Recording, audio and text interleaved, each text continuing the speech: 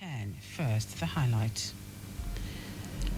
Lagos State government urges youths to embrace military career opportunities. INEC pushes for constitutional amendment to aid diaspora voting. Others.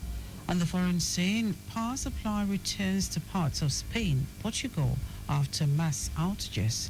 And in sport, Real Madrid coach Carlo Ancelotti reaches agreement with Brazil Football Federation on coaching national men's team. Now the details. I am Dele Agadumo. The Lagos State government has called on youths across the state to seize the opportunity presented by ongoing 89 regular recruit intake IRI exercise of the Nigerian Army for tradesmen, non-tradesmen and women. Speaking during a stakeholders engagement at the Palace of the Olofin of Isheri Kingdom, Secretary to the state government, Bimbola Saluhunde, expressed concerns over the historically low enrollment of Lagos youths in the military, attributing it partly to misconceptions about military careers. Saluhunde, while emphasizing the state's commitment to boosting its representation in the military, said the recruitment is conducted on a state-by-state basis, urging eligible youths to participate. She explained that the minimum requirements include 4 passes in core subjects at O level or possession of a recognized trade certificate, stressing that enlisting in the military opens pathways to pursue professional careers such as law or medicine while serving. The SSG, who highlighted Isheri's significance, explained that the choice to launch the campaign in the community was deliberate because the Olofin, being young himself, resonates with the youths.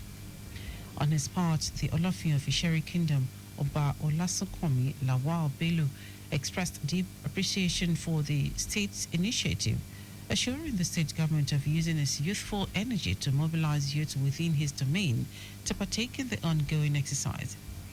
He also highlighted ongoing efforts in his domain to support the government's Themes Plus agenda, particularly in education and healthcare.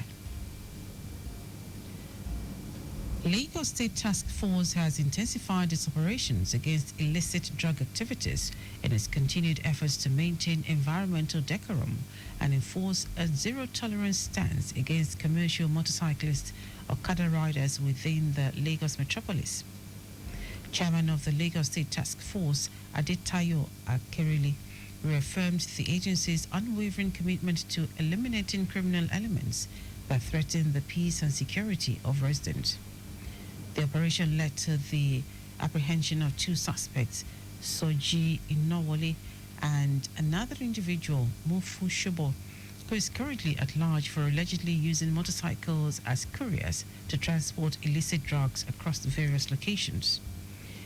The suspects are also believed to be involved in other criminal activities such as bag snatching, pickpocketing, and shoplifting.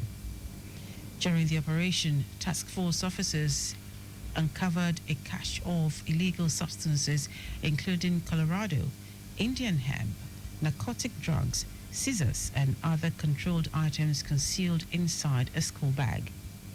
Akerele said the discovery highlights the growing concern over the misuse of commercial motorcycles for criminal purposes, emphasizing the urgent need for sustained enforcement actions against recalcitrant riders who endanger public safety on Lagos highways.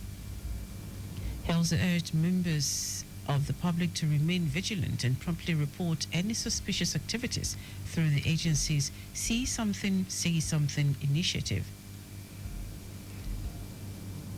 Chairman of the Lagos State Universal Basic Education Board, LASUBEB, Hakim Shitu, has paid an unscheduled visit to some state primary schools in Lagos on the first day of school resumption in a proactive move to ensure a smooth and effective start to the new academic term. The chairman, accompanied by top officials of the board, visited schools across multiple local government areas, interacting directly with pupils, teachers, and school administrators. The visit aimed to assess the level of preparedness of schools monitor pupil turnout, inspect facilities, and reinforce the government's commitment to quality education delivery. Speaking during the visit, Shitu emphasized the importance of punctuality, discipline, and a conducive learning environment, and he also commended schools that showed impressive readiness and urged those with identified gaps to work swiftly to address them. The federal government has directed the West African Examinations Council (WAEC) and the National Examinations Council (NECO) to adopt full computer-based testing for all their examinations by 2026. Minister of Education Tunji Alausa said this during the monitoring of the ongoing exams alongside JAMB officials. Alausa revealed that both the WAEC and NECO would start administrating their objective papers via CBT, effective this November, and more than 2 million candidates registered for the ongoing examination in more than 800 centers across the country. According to him, the full adoption of CBT for the essay and objective components would commence by May or June 2026, saying that JAMB can successfully conduct CBT exams for more than 2.2 million candidates. Now to the rest of the stories. The Independent National Electoral Commission, INEC, has renewed calls for the amendment of the Constitution to allow Nigerians in the diaspora, as well as certain categories of citizens within the country, to participate in future elections. Beyond expanding voting access, the Commission is also advocating reforms to modernize the process of voter identification. The proposals were included in a comprehensive set of electoral reform recommendations presented by INEC, aimed at improving the legal structure that underpins Nigeria's electoral system.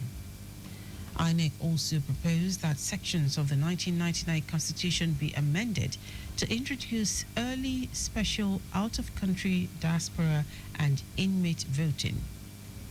According to it, this would ensure inclusivity by enabling eligible Nigerians who are outside the country, incarcerated, or engaged in essential services during elections to exercise their right to vote. Banks have been directed by the Federal Inland Revenue Service (FIRS) to identify and shut down any tax and levy collection account not authorized under the agency's Tax Pro Max system.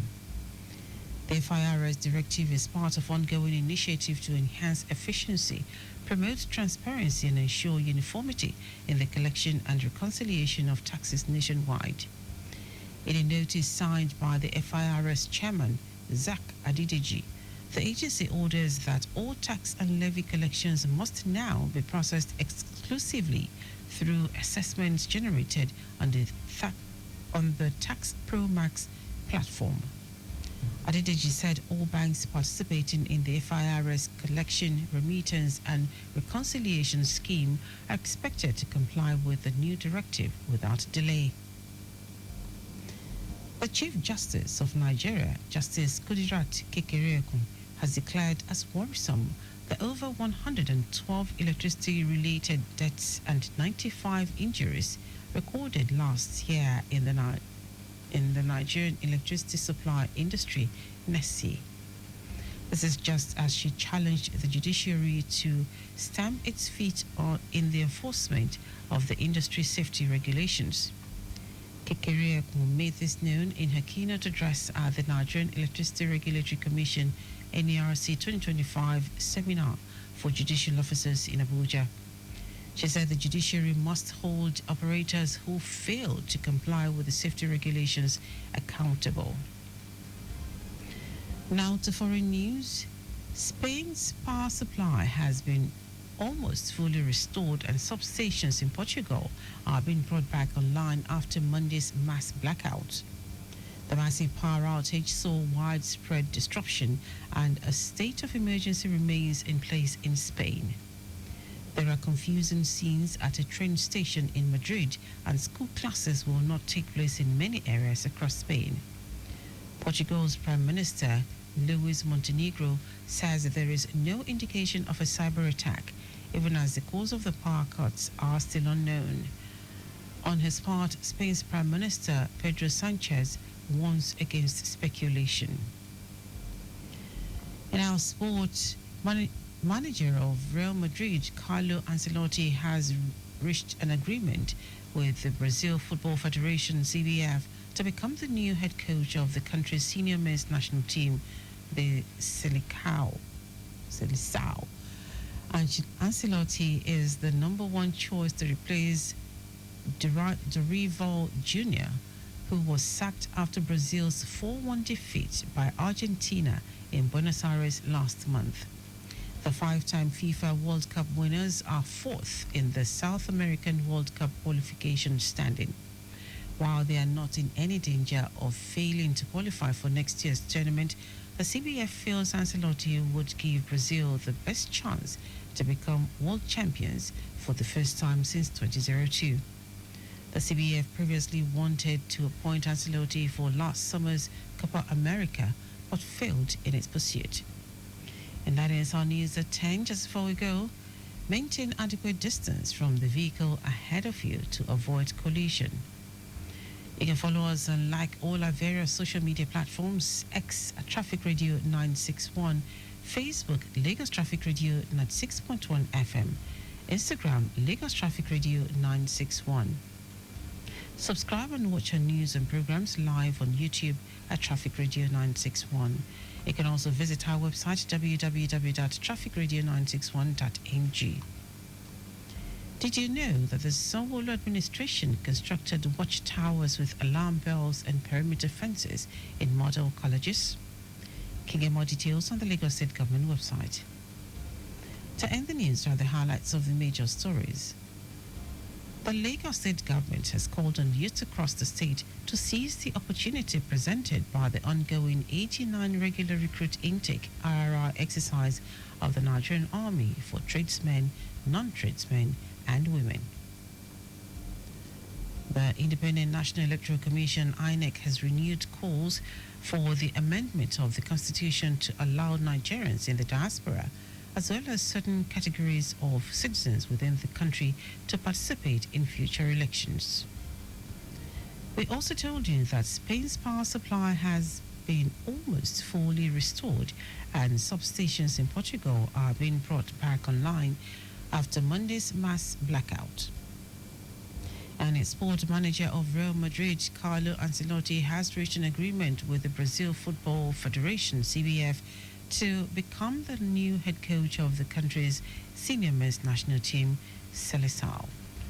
For contact with the newsroom, send a message to info@trafficradio961.ng. That ends the news broadcast compiled by Adewale Oluboroku. I am Dele Agadumo.